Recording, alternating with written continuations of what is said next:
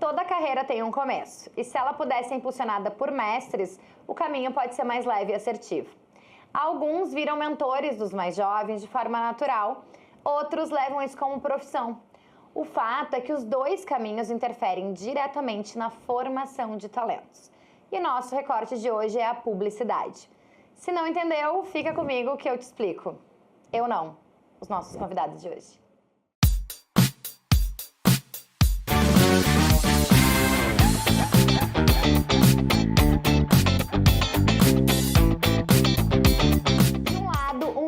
Que retorna ao Fala Mercado e é muito conhecido aqui dos nossos profissionais gaúchos.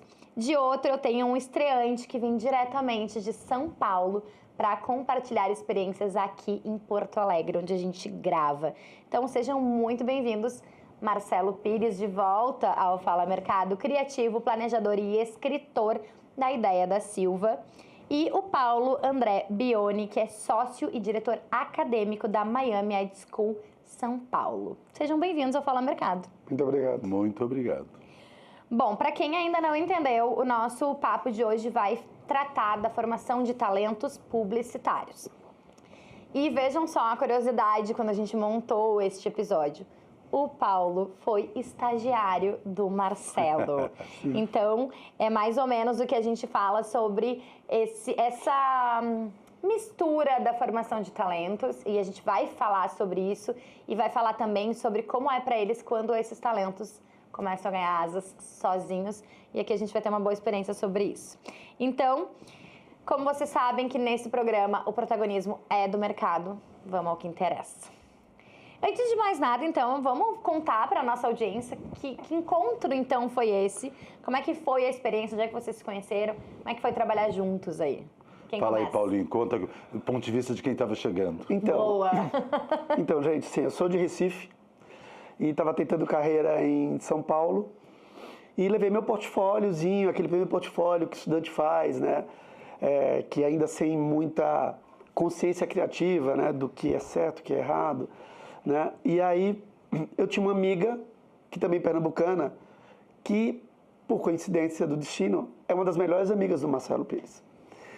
E essa amiga minha falou, vou te dar uma entrevista com o Marcelo, mas se ele não puder fazer nada por você, olha, eu não tenho mais para onde te indicar, porque eu estava enchendo o saco dela o tempo inteiro. Maria de Socorro Góes, que foi uma grande RTV em São Paulo, na DM9, na Almap e na W Brasil. E apenas. E fez grandes produções, como o primeiro sutiã de Valizé. Exatamente. Foi ela que fez a produção. Maria de Socorro Góes. E aí, Maria de Socorro Góes, eu ficava enchendo o saco dela, né? Porque a gente jovem, pra gente conseguir as coisas, a gente tem que encher o saco um pouco.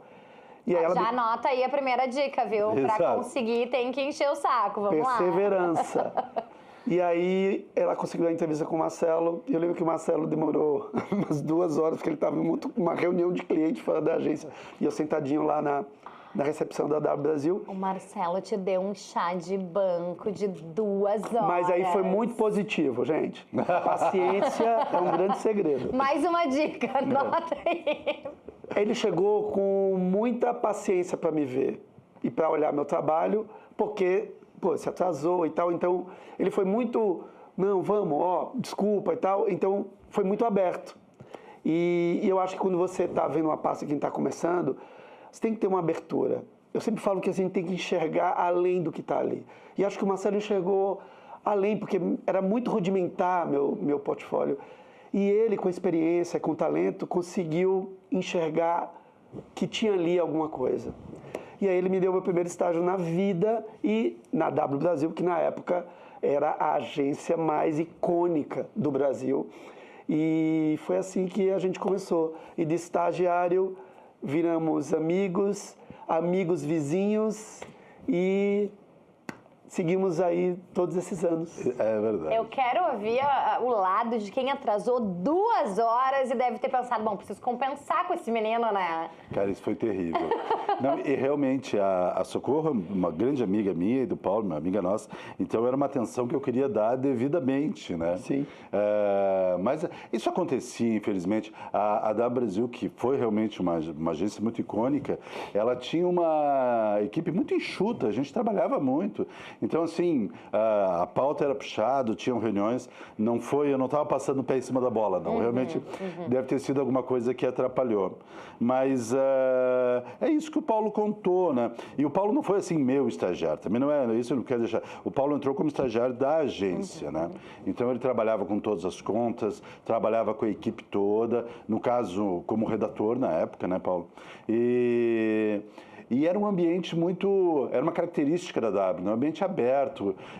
Foi nas primeiras agências que adotou essa coisa de não ter sala, de todo mundo sentar junto. Então o estagiário estava no meio da onda, você entendeu? Legal. Era impossível. Eu também, eu acho que é bom a gente ir dando dicas. Hoje não havia a doença do fone de ouvido.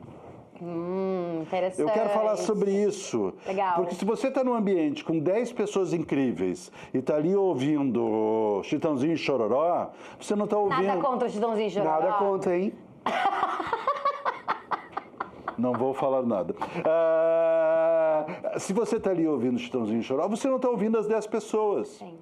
E está perdendo oportunidades de aprendizados. Exato. Né? Então, eu não tenho nada contra a música. Acho que a gente queria muito bem ouvindo música, mas tire o fone de ouvido quando você tiver com uma turma muito legal, você entendeu? E na época não tinha. Então, a pessoa entrava ali e estava no momento seguinte vendo criações para todos os clientes da agência, né? E isso é um aprendizado... E você falou uma coisa muito interessante, que eu acho que no começo de carreira, eu sempre digo para os meus alunos, você tem que ter mente aberta, ouvidos abertos e coração aberto. Isso. Porque você está numa fase de ouvir as pessoas, né? Você está formando o seu processo criativo, a sua forma de entender ali aquele ambiente. Então, você tem que ter essa fase de ouvir. Então, a questão do fone de ouvido, né, é interessante porque você se fecha no seu mundo e você está perdendo a oportunidade em lugares que você vai ter ali vários professores ao mesmo tempo de estar absorvendo cada segundo daquilo, né? Então, isso é super importante. O fone de ouvido é uma porta para a internet. Só que a internet você pode estar em casa, você entendeu? Existem vários momentos que se pode estar com esse fone. Exatamente. Né? Então, nada contra. Eu sou uma pessoa totalmente do mundo digital também. Mas eu acho que são dicas muito práticas e que a pessoa às vezes tende nem percebe, você entende? Chega naquele lugar, fica um pouco tímido, não é, Paulo? Fica tímido, meio que se fecha. Exato. Né? Você não pode se isolar ali, né? Você tem que interagir. Isso. Bom, agora vamos falar sobre a formação de talentos de fato. Mas antes de passar para o Paulo, que é literalmente um expert nisso, eu quero ouvir do Marcelo como é que é essa fama de formador de talentos, porque, né, e aí posso falar muito puxando a brasa para o meu assado, porque te acompanho a tua carreira já há bastante tempo e ouço muito o mercado, né? Então, tu tem realmente uma alcunha de... eu fui estagiário do Marcelo, eu fui dupla do Marcelo. Que coisa boa. Então, como é que é pra ti isso? Deixa eu te contar, o trabalho, eu até quero confessar uma coisa para aqui, eu escrevi um livrinho chamado Confissões de um Pires, da editora Bestiário, onde eu conto muito da minha carreira e vou dando dicas. E eu falo no livro sobre também estagiários e equipe, então, para complementar depois o programa, é legal ler. Deixa eu te contar o que eu acredito. Quem não gosta de trabalhar com gente, é hora de já abandonar a propaganda, a comunicação, conteúdo, porque é um trabalho coletivo. Né? Washington tinha uma frase maravilhosa. Washington, para quem não sabe, Washington Oliveto, por que favor. A gente trabalhou, né? Por favor. Ele falava o seguinte, é melhor você ser coautor de muitas ideias do que o autor de uma só. Então, é um trabalho em grupo, tá? É um trabalho de gente. E eu sou uma pessoa que eu me divirto muito com gente interessante. Eu me divirto muito, assim, eu sou curioso, eu gosto de ouvir os outros, né?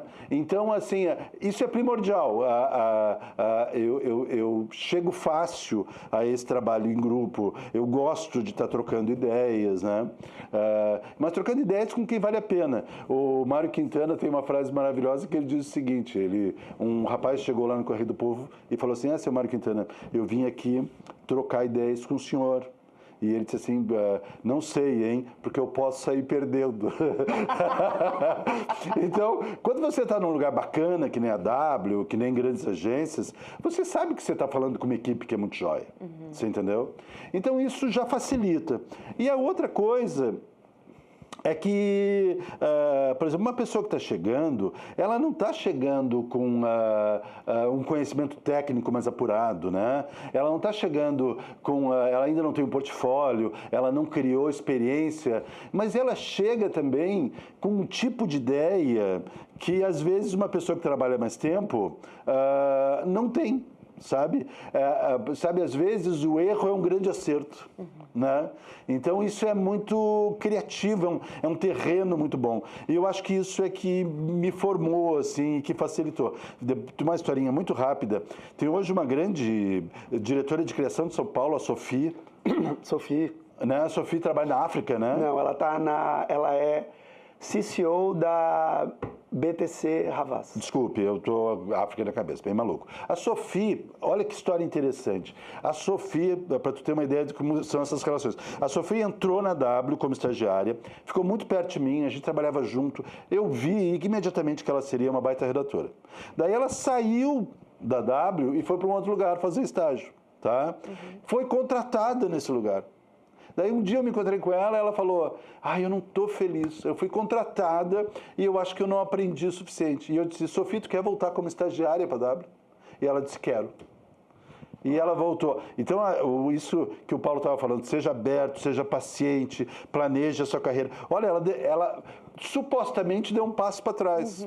Mas que nada. Ela voltou um pouquinho mais bem preparada para um lugar que ela sabia que estava aprendendo e, a partir dali, estourou a boca do balão. Eu sempre falo para quem está começando, e eu acho que quem está começando tem um grande dilema, que é, eu estou, às vezes, no meu emprego, mas eu quero tentar outras coisas, mas quero continuar como emprego. Então, eu quero ser contratado e indo contratado. E aí, essa coisa que o Marcelo falou, de dar um passo para trás, de você ser... O que é mais importante? Ter um emprego num lugar medíocre ou ser estagiário num grande lugar? E aí, a pergunta que eu faço para todos é, você quer emprego ou uma carreira no seu futuro? Porque emprego é fácil, gente, desculpa, é fácil. Carreira, aí você tem que conquistar mais coisas, tem que ter mais paciência, você tem que ir com os steps certos. Então, é isso que vai fazer a diferença. E isso, para mim, se chama ambição. E eu acho ambição é uma palavra boa, né? Saudável. Porque te põe para frente, sabe? Então, essa diferença, emprego e carreira. E a gente vê hoje, e é a questão do fone de ouvido, é que muitos jovens se entram na zona do conforto do emprego.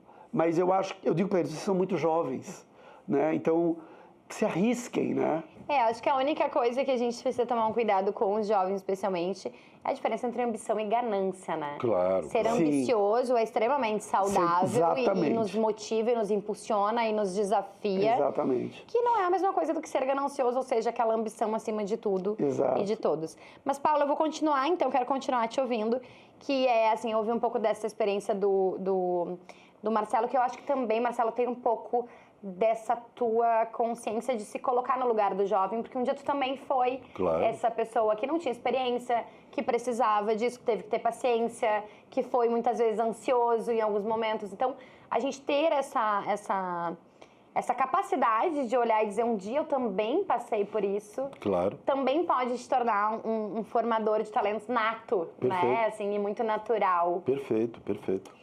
Já o Paulo, além de provavelmente um talento nato para formações, eu vou dizer isso, adotou isso como uma profissão, né? E hoje trabalha na principal escola de formadores de criativos, né, do mundo, que é a Miami Ed School, que no Brasil veio em 2002, né? Exatamente, a gente começou em 2002. Foi fundada em 93, mas em 2002, quase 10 anos 93 depois. nos Estados Unidos, foi fundada, e em 2002 a primeira operação fora dos Estados Unidos foi o Brasil. Olha só.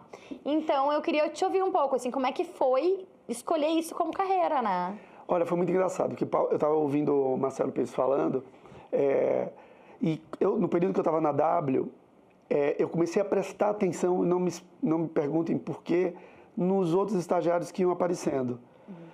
E aí eu via que muitos, nessa ansiedade que a gente está falando, faziam umas bobagens, né? Cometiam alguns erros ali, e eu olhava e pensava, poxa, não é porque essa pessoa é ruim, não é que ela não é boa como uma pessoa criativa, só que ela ainda não tem a orientação precisa. E aí eu fiquei com isso na minha cabeça desde que eu era estagiário, de ter uma vontade assim, escuta, deixa eu te contar uma coisa, deixa eu te falar isso. Que foi uma coisa que Marcelo... Exato. Que foi uma coisa que Marcelo Pires e os outros membros da W Brasil, Camila Franco, Jarbas Agnelli, TT Pacheco. TT não estava nessa época ainda. Entrou depois. E aí eu falei, eu escutei muita coisa. Então, eu fiquei com aquela vontade, né?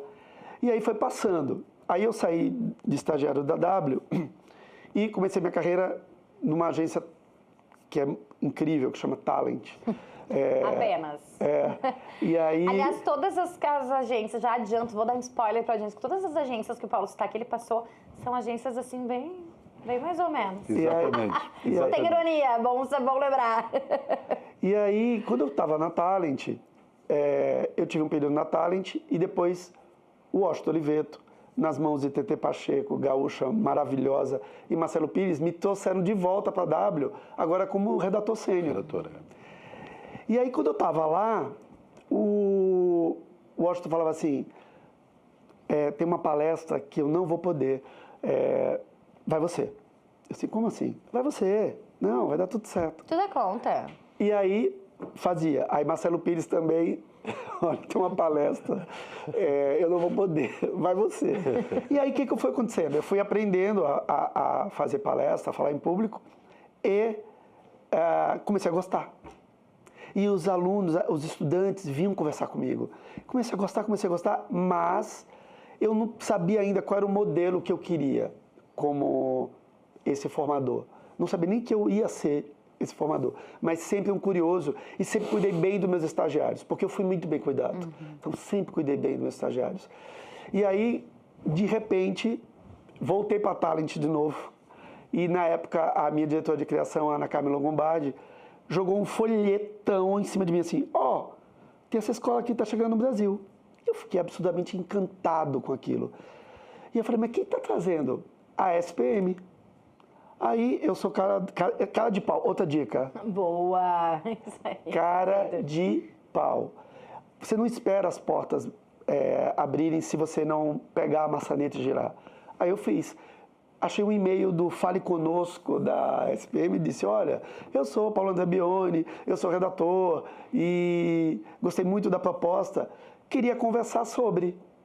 Deu 2 semanas, recebi um e-mail dizendo, olha, você tem uma entrevista marcada com o diretor da Miami no Brasil, que hoje é meu sócio.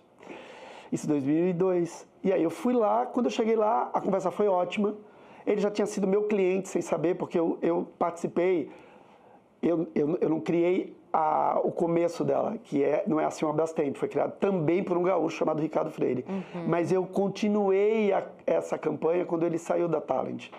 Então ele foi meu cliente, ele era da Brastemp na época. E eu não estava lembrado. Mas aí a gente se descobriu em comum que eu tinha sido criativo e ele o cliente de uma mesma campanha, que era a campanha da Brastemp. E aí eu saí de lá não como professor, que era a minha primeira tentativa. Não, você vai coordenar a área de redação da Miami School. Eu falei, já ia dizer um palavrão. Não tem problema. Depois as gurias do marketing nos matam, mas a gente... E aí eu falei, gente, eu nunca fiz isso. Mas, vou fazer. E aí eu comecei a estudar, os Estados Unidos mandou um calhamaço de coisa, comecei a estudar e comecei a aprender a dar aula, né? E aí fui seguindo e hoje eu tenho o prazer de ter vários ex-alunos meus que são grandes nomes, não só no Brasil, mas no mundo. O head global de criação do WhatsApp, do Meta e do Instagram é meu ex-aluno, né? Tem uma agência internacional americana chamada AKQA, que é uma das agências mais modernas do mundo, ganha Cannes todos os anos. O Chief Creative Officer, para quem não sabe, esse CCO é o cargo mais alto que um criativo pode ter numa organização. É meu ex-aluno. Então, é muito bom ver que eu, durante essas 2 décadas de ensino, formei tantas cabeças bacanas no mercado. Paulo, você contou ontem para mim, a escola, a Miami School, é que tem mais prêmios em Cannes, né? A Miami School, eles têm uma categoria lá de estudantes, que todo mundo pode participar, tá? Inclusive, chama Future Lions. O briefing é aberto, não paga inscrição. E a Miami School ganhou 6 vezes a melhor escola do mundo. Olha Uau. só. Né? E foi uma coisa muito engraçada esse ano, ano passado, o Festival de Cannes, os ex-alunos da Miami do Brasil ganharam o Grand Prix. 4 Grand Prix, um pelos Estados Unidos, um pelo Brasil, um pela Alemanha e um por Singapura. E alunos do Brasil, ex-alunos do Brasil. Que legal. Eu queria pegar esse gancho, eu até vou inverter essa pergunta que eu faria um pouquinho mais para frente do programa, mas eu quero aproveitar esse gancho para perguntar para vocês, assim, o Paulo começou falando e eu tenho certeza que o Marcelo tem muitas histórias sobre isso também, que assim, como é que é, assim, o que enche os olhos de vocês ao verem esses talentos que um dia vocês ajudaram a impulsionar, a mentorar, assim, que sentimento é esse de olhar, né, lá para cima e dizer, deu certo, eu estava certo de apostar nessa pessoa, porque muitas vezes o mentorado, ele tem uma frase muito comum que a gente ouve desses jovens, que é, um dia fulano acreditou em mim mais do que eu mesmo. Que bacana, a imagem é ótima. Eu te confesso uma coisa, e eu não saberia responder de outra maneira. Essas pessoas que, de alguma maneira, eu ajudei a elas a se confirmarem, porque estava tudo ali, né? A se confirmarem, elas viraram meus amigos, essa é que é a verdade. Legal. Então, o Paulo é um irmão, realmente a gente tem uma vida em comum muito grande, já foi vizinho de um prédio, entende? E outras pessoas, a Sofia, que é essa grande profissional, é minha amiga. A gente tem outra amiga em comum, a Aninha, que trabalhou com o Nizam há anos, é minha amiga. Aquilo, quando eu voltei para o Sul, eu fui responsável por fortalecer uma dupla que é muito importante, que é o Thiago e o Paco e o Cabelo, que estão na Matriz. Cabelo, né? São meus amigos. Já esteve aqui conosco. Isso, são meus amigos. Então, assim, no fundo, essa identificação que aconteceu, ela se confirmou depois. Entende o que eu quero dizer? Então, não foi só uma coisa profissional, não foi assim, o que eu intuía nas pessoas foi confirmado pela convivência, sabe? Então, isso talvez seja a coisa mais gratificante. Você acaba ampliando, né, os seus circuitos de relações, de amizades, de carinhos, né? Eu só saberia responder assim, realmente quando aquela pessoa entra na tua vida e se confirma, né? Perfeito. E para ti, Paulo? Olha, eu até falei no começo, assim, quando eu entrevisto os alunos para começar a escola, eu tento ver além do que eles estão me mostrando. Porque eles estão muito no começo, tem uns que não tem absolutamente nada, mas a conversa foi muito boa, né? Mas uma coisa que eu percebi que justificava depois, confirmava depois uma carreira de sucesso, era o brilho nos olhos. E o brilho nos olhos você vê desde o começo. E aquela inquietude e uma curiosidade. Então, muitas vezes, o portfólio era de estreia, de entrar na escola, era muito ruim e eu ignorava aquilo.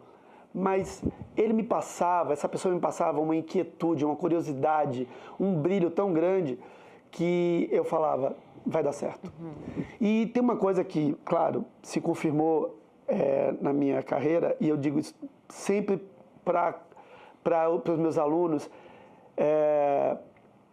eu fiz isso já há 20 anos. Então, eu sei que dá certo. Então, quando eles vêm com aquela insegurança, eu não vou conseguir, e tá muito difícil, eu falei, olha, dá certo. Eu sei que funciona. Mas você precisa fazer a sua parte, que é ter disciplina, ter uma rotina criativa, né? E acreditar, né? eu tenho uma coisa, é muito interessante que os alunos estão criando, eles querem acertar de cara. E eu falo, é o erro que vai te levar a uma boa ideia. Perfeito. É o erro. Então, esquece de tentar acertar, tenta fazer. E aí esse fazer, né, até eu tenho uma fama na escola, né, que eu mando fazer mais o tempo inteiro. Então, não temos e faz mais viraram frases icônicas que os meus alunos perpetuam. Mas é o fazer que vai fazer, é o refazer que vai fazer você crescer muito. E eu vi das pessoas, nos alunos e alunas que alcançaram posições muito altas, eles sempre tinham essa vontade de, não, eu posso fazer melhor, né? E às vezes não é nenhuma posição alta, né, que confirma o sucesso na carreira de alguém. Às vezes até a felicidade da pessoa estar bem onde ter se encontrado, né? Porque acho que chega muita gente ali ainda meio perdida, enfim. Exatamente. Talvez. Deixa eu contar uma coisa para vocês que é interessante, estava pensando aqui, ouvindo vocês, porque realmente o Paulo virou um especialista nisso. A minha relação com o assunto é mais o acompanhamento da carreira mesmo, né? Mas aconteceu, e daí eu fiquei pensando, eu acho muito importante que as pessoas que estão nos ouvindo entendam o seguinte, que parece que a gente só está falando com pessoas que têm talento para criação. Isso, e não é, né? E não é. Não é. Às vezes, inclusive, a grande sabedoria é você perceber que você não vai ser diretor, redator. De repente, você é um baita mídia. Exato. Né?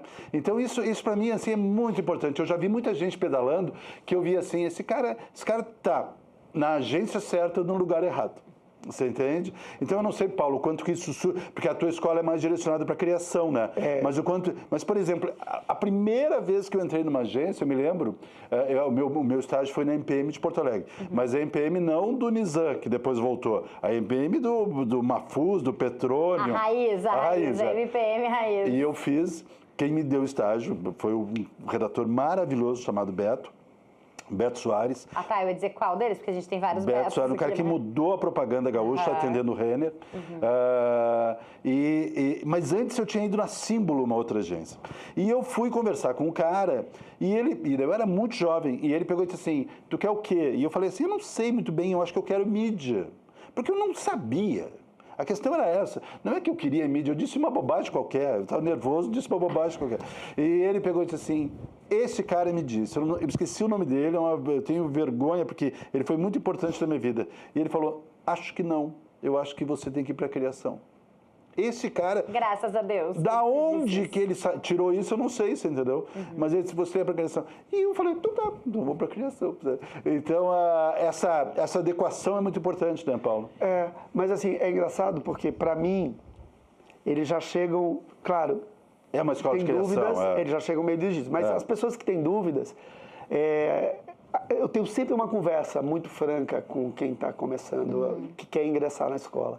E às vezes nessa conversa, a gente chega juntos numa conclusão de, não é isso. Porque eu toco muito a real, né? O trabalho criativo, ele não é um trabalho exatamente gostoso. Ele é gostoso quando você tem uma ideia, quando você consegue resolver aquele problema.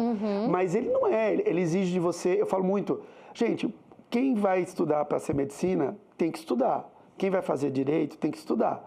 Quem quer fazer uma carreira criativa, tem que estudar.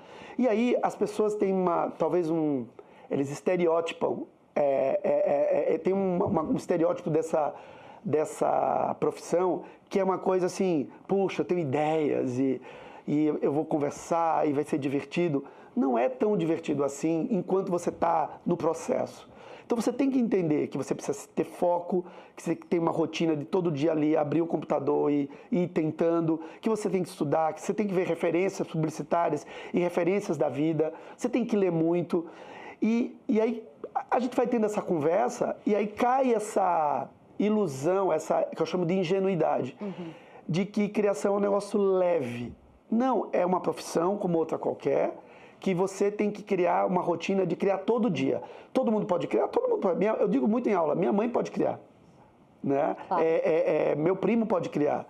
Mas eles criam todos os dias, aí é técnica. E uma coisa que a gente também fala bastante, assim, em muitos outros episódios, a audiência já deve estar, que nos acompanha há mais tempo, já deve estar bem acostumada a ouvir isso, que a gente fala, a criatividade, o ato de criar, ele não é próprio apenas do setor de criação.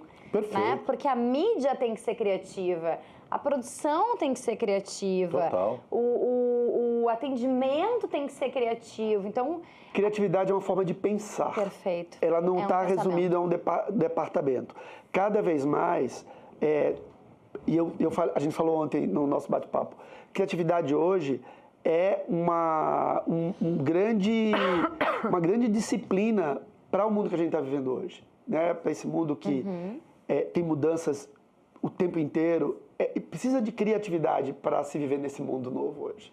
Então, é uma forma de pensar. Então, dentro de uma organização da agência, a mídia tem que ter um pensamento criativo, o atendimento tem que ter um pensamento criativo, o planejamento. Então, há um ecossistema ali onde criatividade é a palavra-chave. Claro, Né? é questão de sobrevivência. Mas a gente estava falando dessa questão, quando a gente fala em formação de talentos, claro que a gente também pode falar de várias faixas etárias, considerando que as pessoas podem querer fazer migração de carreira, Claro. podem, enfim. Mas, assim, num cenário maior, né, numa maioria, a gente está falando de jovens. E não faltam críticas para a atual geração, né? A gente estava falando de a geração do fone de ouvido, a geração que não tem paciência. Então, assim, talvez não seja uma geração difícil, mas geração ainda difícil de ler, Perfeito. né? De ser lida, de ser compreendida. Então, eu queria uma pergunta realmente mais genérica, assim, como é que vocês enxergam o cenário dos novos profissionais? Eu vou dizer uma coisa, eu acho que o Paulo pode falar isso com muito mais propriedade, mas eu não sou uma pessoa pessimista. Perfeito. Pelo contrário, eu acho que as pessoas estão muito interessantes.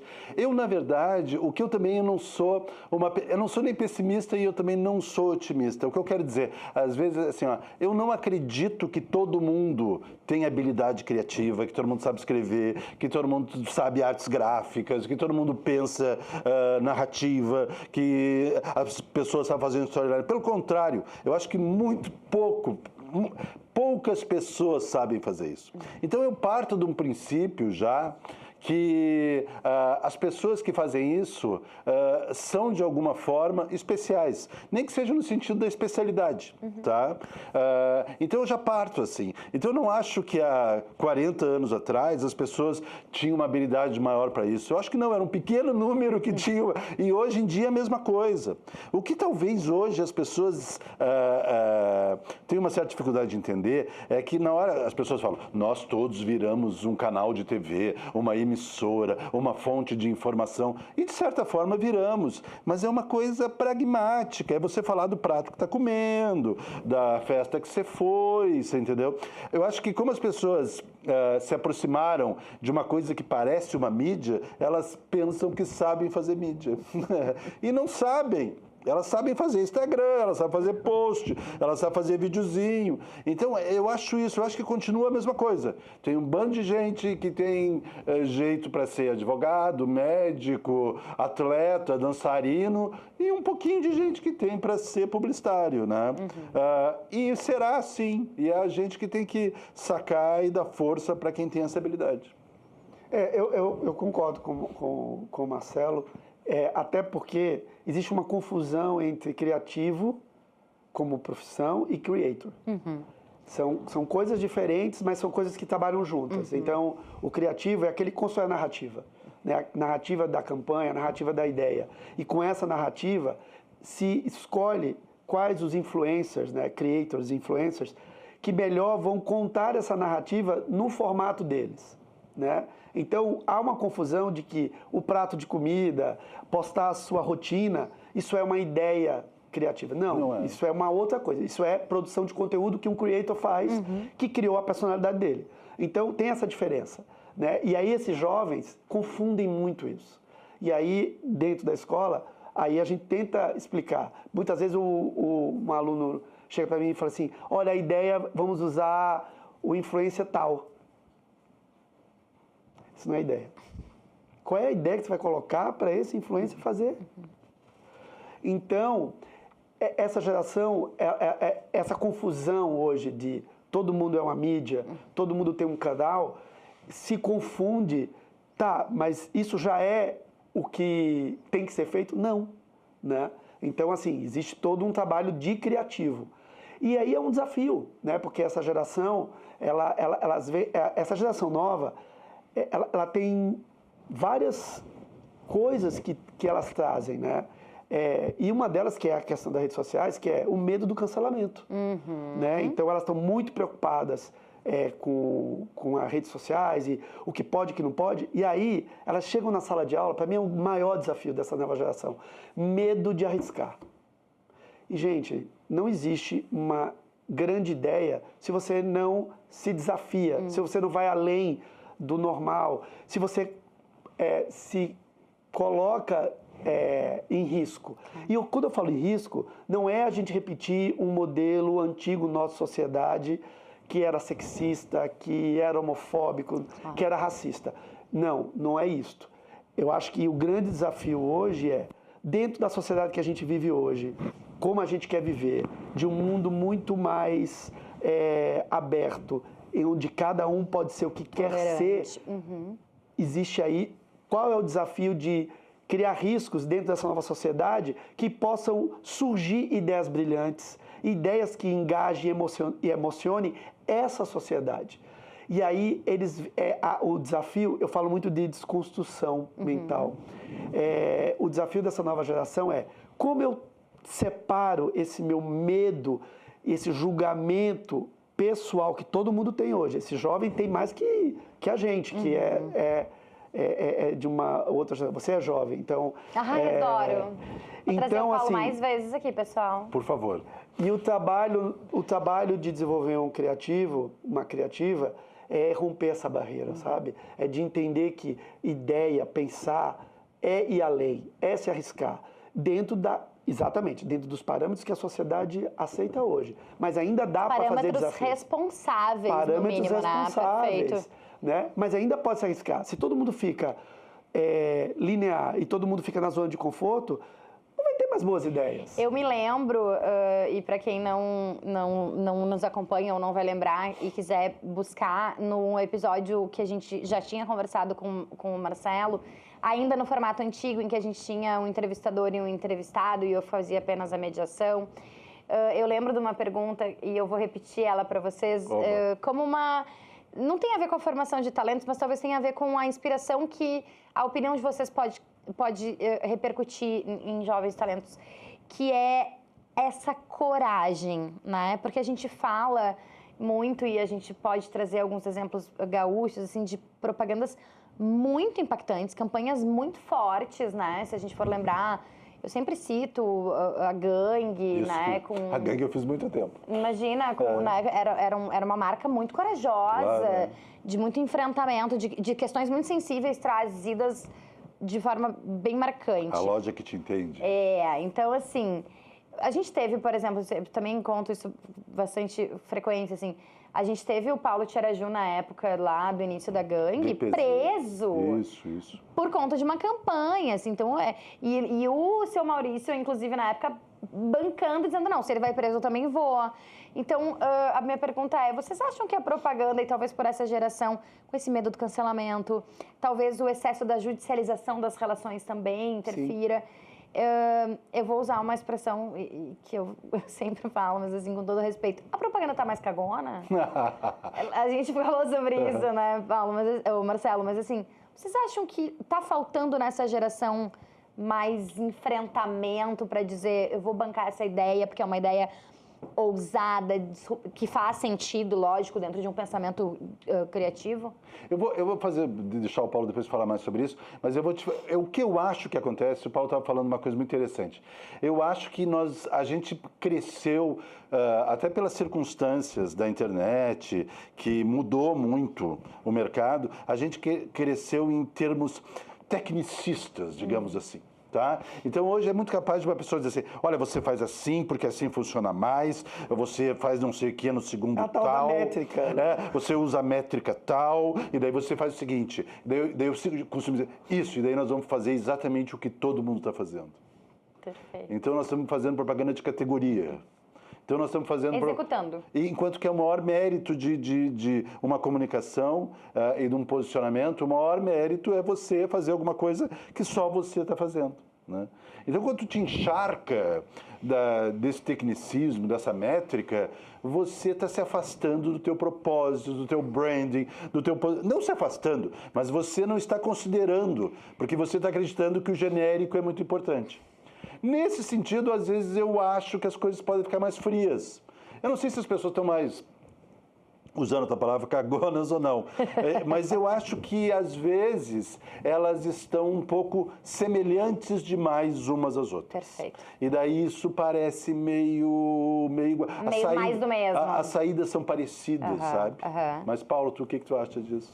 Não, eu tenho um diretor de criação que eu adoro, de São Paulo, da agência Grey, André Gola, um diretor absolutamente incrível. E ele fez um dos anuários do Clube de Criação, o anuário do Clube de Criação, todo ano chama um diretor de arte para fazer o anuário. E no anuário dele, ele colocou uma bunda na capa, falando que a gente não pode ser um bundão. Então, eu acho que é um desafio. Eu acho que, pegando o gancho de vocês, tem muita coisa que é genérica, que é bundão, né? Então, é bundona ali, vamos usar, né? Então, eu acho que uma coisa que o Marcelo falou, sempre foi poucas pessoas, né? É uma profissão que é um nicho. Perfeito. Então, a propaganda geral, quando você olha, e aí eu acho que isso é uma... Eu sempre falo para o aluno, eu escolhi boas ideias. Eu escolhi um caminho criativo. Porque a propaganda no geral, ela é muito sem criatividade, na verdade, né? Ela é muito vendedora, e aí, assim... E aí tem propaganda que é ruim, né, no geral. E aí você tem sempre aquela que se destaca, aquela outra e tal. Que é isso, o trabalho criativo não é para todo mundo, é para poucos, né? Então, é uma escolha. Porque quando eu digo com os alunos, falo assim, eu quero voltar, eu vou aprender tudo em São Paulo, como já tive vários alunos, e vou para o meu estado e brilho. Eu falo, não querer estar no mercado de São Paulo é uma escolha. E aí não querer também estar numa agência criativa, e porque gosta de estar naquela agência, é uma escolha. Mas a gente tem que entender o que eu digo para eles, é assim, a gente tem que ter uma consciência criativa. O que é essa consciência? É entender que ecossistema é esse. Então vai ter aquelas agências que realmente fazem um trabalho brilhante e vai ter aquelas agências que não fazem. Executam. E desculpa, tem uma coisa, a gente luta muito como categoria de juntar duas coisas fundamentais, criatividade e eficácia. Isso. A gente luta muito. Mas tem muita ideia que não é criativa e é extremamente eficaz, extremamente vendedora. E eu não vou contra isso. Perfeito, acho isso importantíssimo. Mas citar. é uma escolha. Escolho trabalhar com criatividade. Eu acho importantíssimo lembrar isso, porque talvez eu vá dar o crédito para a pessoa errada, mas eu tenho quase certeza que quem falou isso, uma vez eu mediei uma palestra, uma conversa com a Luana Rodrigues da Move e o Gregório Leal da Rock, e o Greg disse assim, as grandes ideias, elas não são algo assim... Não pensem que vocês vão ter grandes ideias todos os dias, porque o todos os dias é quase operacional, inclusive na criação. Claro. Né? Então, assim, esse momento de brilhar com grandes ideias, a gente vai fomentando isso, e se esforçando, estudando enfim, e exercitando essa criatividade para que chegue o momento de uma grande ideia. Eu costumo dizer uma coisa que é o seguinte, antigamente tinha um discurso que era assim, às vezes pessoas que trabalhavam no planejamento, no atendimento, era uma coisa antiga, ultrapassada, dizia assim, a criação quer ter ideias que não respeitam a eficácia e a venda, né? Quer fazer uma ideia para prêmio e não uma ideia... Cara, isso é de uma bobagem. Eu costumo dizer o seguinte, é o respeito ao produto e ao serviço e à empresa que você está divulgando é que te cobra ser criativo. Uma vez um cara do atendimento na AW me disse isso. Essa ideia aí está muito complicada, é só para ganhar prêmio. E eu peguei e disse, meu querido, é minha obrigação te entregar alguma coisa que poderia ganhar um prêmio. Então, não corte a minha Essa essência. precisa ser a régua. Não corte a minha essência, é minha obrigação. Se você está falando comigo porque a gente está procurando alguma coisa que seja diferenciada, né? E eu concordo plenamente, tem certas coisas que são eficientes, realmente funcionam independente do brilho da ideia. Exato. Eu não acho que, assim, ó, ela é eficiente, numa escala de 1 a 10, ela está sendo eficiente 7. Ela poderia ser eficiente 10. Você entendeu? E a ideia é que faz isso. Que é aquela ideia que tu, assim, é que tu entendeu que o leite ninho está por R$18,90.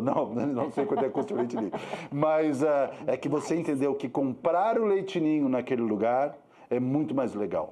É muito legal o que o Marcelo falou. Criatividade constrói valores a longo prazo para aquela marca. Então, você vai ter, né, uma eficácia de vendas num momento, mas as marcas que mais construíram comunicação, além de pensar exatamente, olha, não precisa ter um trabalho criativo, eu só quero vender. Mas a questão a longo prazo da venda, da eficácia, isso é provado por pesquisa, tá? Que a criatividade, ela fornece, ela é uma métrica financeira a longo prazo para as marcas. Então, quando você aposta no trabalho criativo da sua marca, você está construindo uma história que permite que essa marca tenha uma longevidade muito maior, né? E você não fica exatamente dependendo de, por exemplo, de um cantor, porque você contratou, de um influencer. Se sua marca tem uma narrativa criativa maior, você pode trocar esses personagens, mas porque tua marca tem uma história muito maior que isso. Perfeito. E é a criatividade que faz isso. Bom, meninas, pra gente encerrar, infelizmente, tá bom, preciso antes que a produção diga, pelo amor de Deus, acaba. A gente tem um tempo X aí a preencher. De forma muito breve, mas eu queria muito ouvir de vocês como, então, 2 formadores de talentos que são, né, ainda que, ou mesmo um de forma mais natural, outro de forma profissional, o que não pode faltar para quem está começando? Tá, eu vou falar de uma maneira muito simples, e eu vou, aqui no caso, vou falar mais com redatores, que são pessoas que me procuram mais, tá? Mas eu acho que o paralelo serve no geral. Assim, não venha falar comigo querendo ser redator se você não lê. Né? Redatores escrevem, a gente só aprende a escrever lendo. Tá? Então, assim, não, eu não gosto muito de ler, eu tô... Cara, não vai dar certo. Não vai dar certo. E, assim, existe um gênero no Brasil que ensina muito a escrever já uma maneira publicitária. As crônicas. Eu já comentei isso uma vez contigo. Eu me formei, eu acho que o Rio Grande do Sul tem bons redatores, porque a gente cresceu lendo Luiz Fernando Veríssimo, ponto.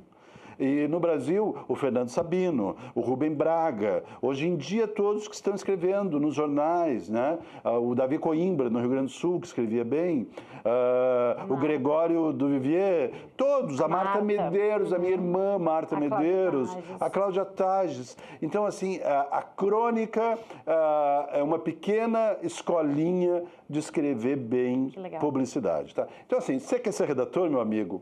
Além de escrever, leia. Toda vez que eu faço entrevista, eu faço meio que um quiz.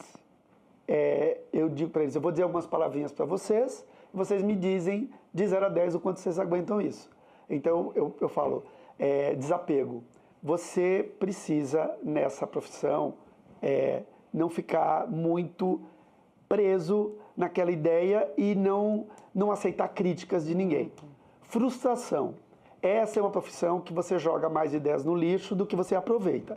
Então, você tem que aprender a frustração. Prazo. Não é, quando eu tiver uma inspiração. Não, você tem datas para entregar suas coisas, né? Saco. De aguentar todo esse sistema, de 0 a 10. E, no final, tesão. Tesão para tudo isso. E aí... muitos deles dizem assim, 5. Então, talvez essa profissão não seja para você. Então, Perfeito. Bom, não podia ter terminado de forma melhor. Perfeito. Muito obrigada, gente. Eu Obrigado a vocês. adorei esse papo leve, gostoso, divertido, cheio de conteúdo. E tava me sentindo no Conversa com Bial, tomando minha aguinha aqui, assim, gente, adorei. Ai, maravilhoso.